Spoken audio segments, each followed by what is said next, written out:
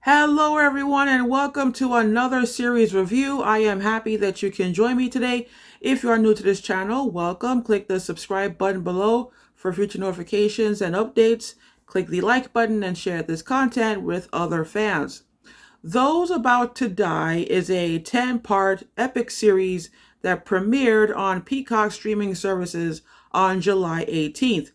Each episode clocks in at about 1 hour, so the entire series is a solid 10 hours. According to Peacock, the series stars Anthony Hopkins, Ewan Rion, and Sarah Martins. And the description it gives is as follows. Set in the complex and corrupt world of ancient Rome's spectacle-driven gladiatorial competitions, characters from all corners of the empire collide at the intersection of sports, politics, and dynasties. End quote. That is not entirely accurate. According to historians, there is a difference between the ancient Rome era and the Roman Empire era. Rome was founded in 753 BC, and it was built on 7 hills beside the Tiber River. At first, it was a kingdom until 509 BC. That year, the people and the Senate founded the Roman Republic. Then, in January in the year of 27 BC, Octavian became Rome's first emperor. Ancient Rome is linked to the Roman Republic. When Octavian became ruler for life, a new era was born that has been known as the Roman Empire. Those About to Die takes place around 75 AD, from what I'm seeing in the series. In the first episode, we find out that the events of the series take place after 69 AD. That was an important year because it was known as the year of the four emperors. So there is a lot of political turmoil at this point in the Roman Empire. Anthony Hopkins plays a real-life emperor of Vespasian, and he was succeeded by his two sons, the oldest, Titus, played by Tom Hughes, and Domitian, played by Jojo Macari. Those three emperors are known as the Flavians, and the speed at which we see the change of emperors in the series tells me that the story was condensed, or they decided not to stay entirely true to the story. Another reason why the description is not entirely true is this series focused slightly more on chariot racing than it does on the gladiators. Charioteers do not participate in fighting. Gladiators do not participate in chariot racing. These are two different subcultures. Most of the charioteers we follow in the series are professional athletes. They get a salary, they have a fan base, they are members of the middle class. Most of the gladiators we follow are slaves, and so whenever they get some kind of financial reward, they have to buy their freedom. Ewan Rion plays Tenax, who owns a betting tavern that places bets on charioteers and gladiators. Most of the time, you are following Tenax, and he lives and works mostly in the chariot racing world. Sarah Martins plays Kala, and you learn in the first 2 episodes that she and her children, Kwame, Aura, and Jula, are from Numidia, which is located in modern-day Algeria, north of the Sahara Desert. The entire North African region was under the Roman Empire. Her children get kidnapped and sold into slavery. She follows them, and her goal throughout the series is to rescue her children. Kala and Tanax's paths cross when Tenax buys Aura at a slave market. Kala tries to buy Aura, and Tenax turns her down. She makes a deal to work for 10X until she can save up enough money to save her children.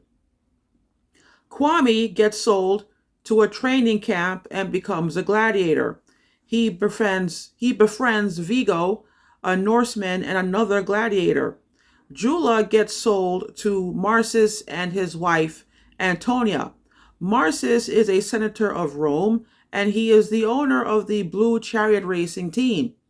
Jula ends up falling in love with one of the horse trainers, who is also one of three brothers from Spain who moved to Rome to make a profit from their horses by working in the chariot racing stables. What sparked my interest in watching the series was the trailer. I am a longtime fan of Anthony Hopkins, and I was pleasantly surprised when I saw the chariot racing clip in the trailer. I mentioned in my Ben-Hur movie flashback that Ben-Hur was the only story that partly took place during the chariot racing era. Well, Those About to Die is now the second form of story that takes place during the chariot racing era.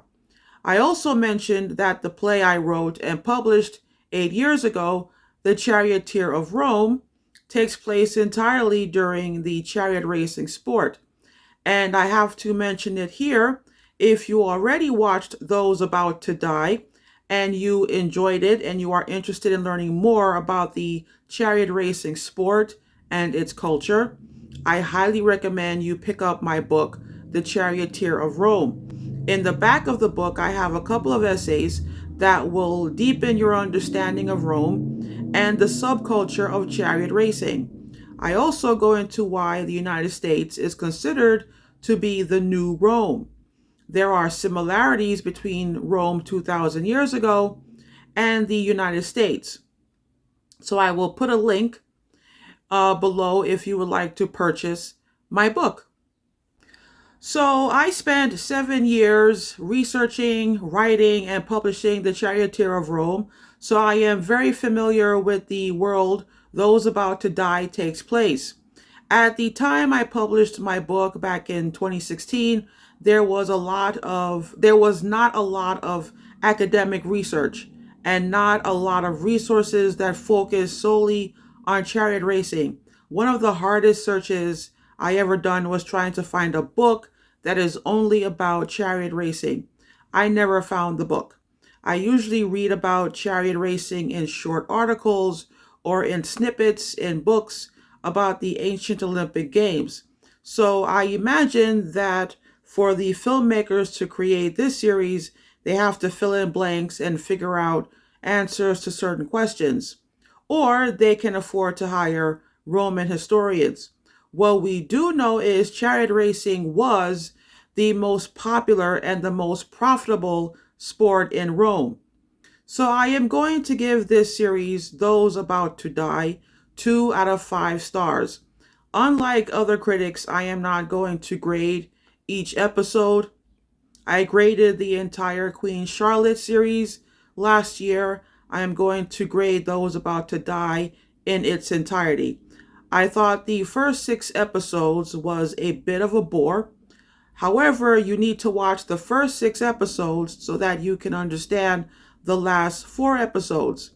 It really got exciting and thrilling in episode 7. So that is probably my favorite episode in the series. My favorite scenes are the chariot races. I enjoyed watching the races. What I like about the last episode is it is unpredictable.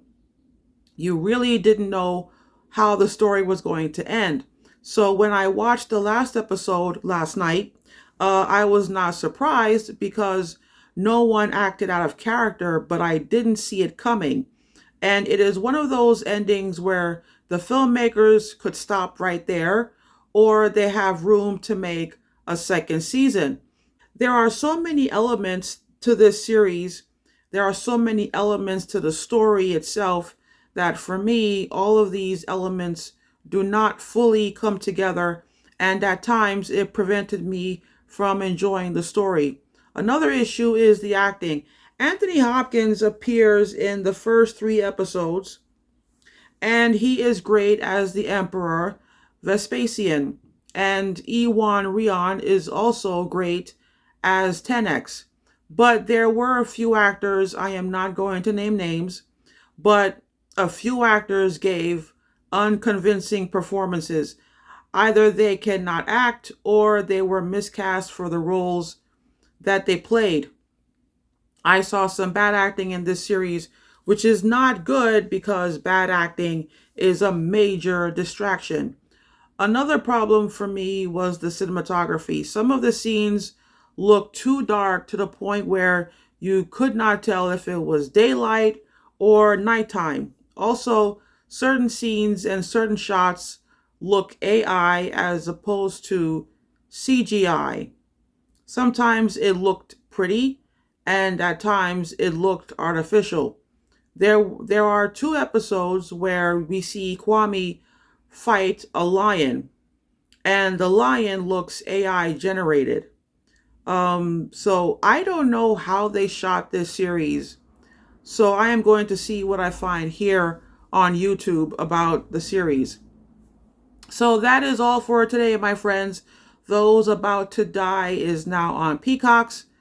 And I just want to thank you for watching as always. And I will see you next time with another movie review. Take care, and until then, have fun at home streaming.